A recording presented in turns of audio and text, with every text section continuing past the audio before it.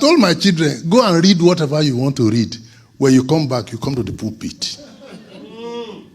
Go and study whatever you have to study. When you come back, you come to the pulpit. Because when I was proposing marriage to your mother, it was part of the proposal. Can you marry a man of God?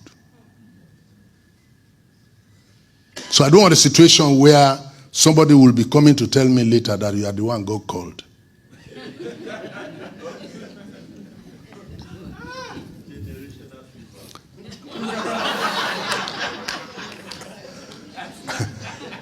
I need to get it right from the beginning. I don't want to hear a situation where you are the one God called, because I told you from the beginning. So when the children came, I referred to that history, that before I married your mother, I was already a preacher. When we started preaching in Lokoja, we were using gas lamp to preach crusade. How many of you remember gas lamp? The one you pump. You won't know it here. And since you don't know it, may you never know it.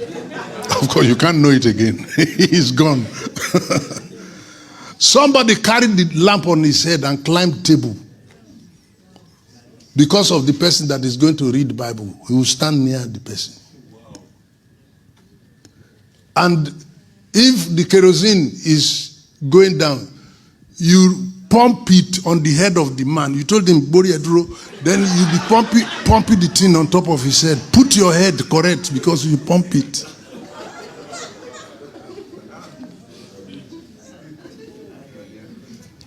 And one day, the kerosene was reducing, and the light of the lamp was going down. Then we sent a brother to please run to the other place where they sell kerosene and buy kerosene. He didn't come on time. He got there, they said the woman went out, but he didn't go far, so the brother stayed for the woman to arrive and bring kerosene. Meanwhile, the light was going down. And the brother just looked around in the days of Omiye and saw a bottle of water and thought it was kerosene. So he poured it, quickly cocked it and pumped it, and the light with water.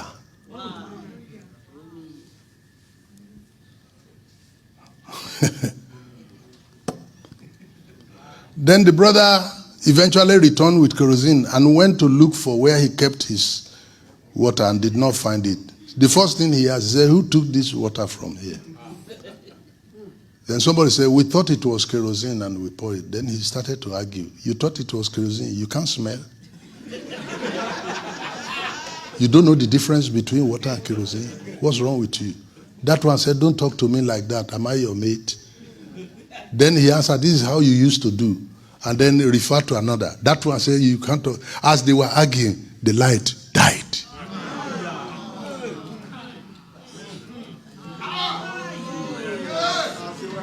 Are you able to get a message? As they argued, the light died. In our presence.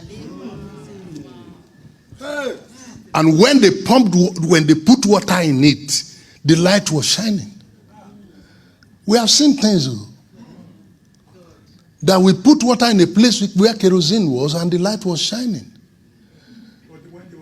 But when they were arguing,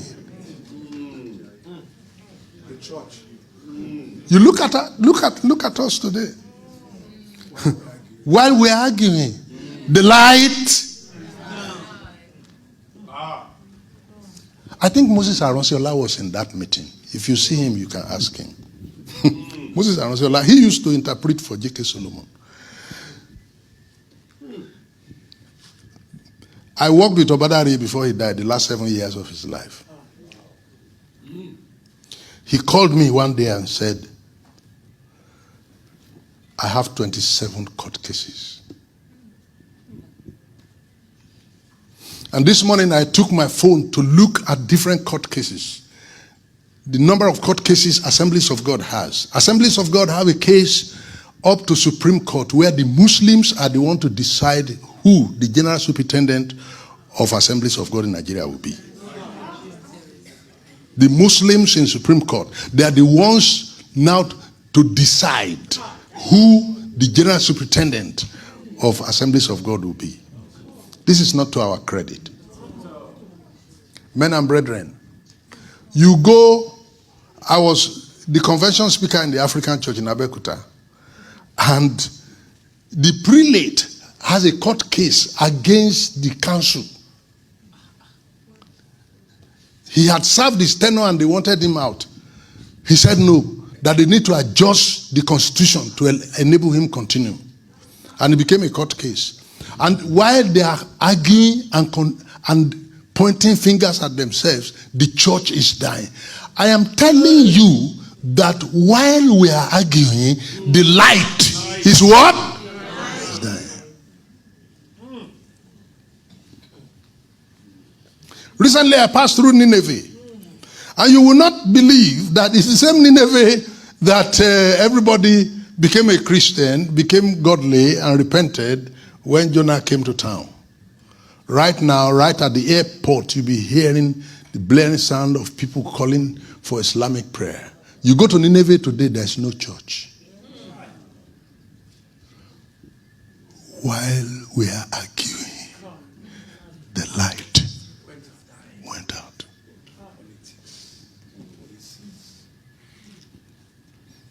You are supposed to know that the president of North America, Libya, they were Christians.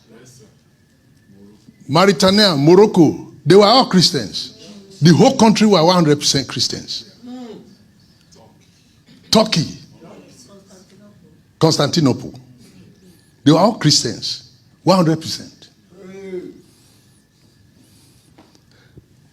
But when we came to a point when we were arguing about Holy Communion, we are arguing about baptism, we are arguing about the sacraments, the light. Meanwhile, the darkness we met on ground is still there. And they are multiplying their own intensity. But our own light, even if it were a candlelight, if only we were able to even sustain that, light is light. But even our light, so small, is going out. And what we have now is relics of Christianity and the history of its practice. Relics. And that's what we are announcing and priding ourselves in. Recently, a former vice chancellor had been awarded the license to start Ifa University in Nigeria. Abi? Some of you know it. Yeah. Bola Abimbola. One day Abimbola. He was the former vice chancellor of Ife. He took his professorial dissertation on Ifa. So Ongoman Difa as a professor of Ifa, and has approached the Nigerian Universities Commission, and they have given him license to start Ifa University in the same Southwest where we pride ourselves. Very soon he will start the university in Southwest. Yoruba children will be his first graduates. And what you are going to see is the setting up of Ifa temples all around. So as people go to church on Sunday, that's how they will also be going to the Ifa temples to worship. This is where we're heading. As we argued, the light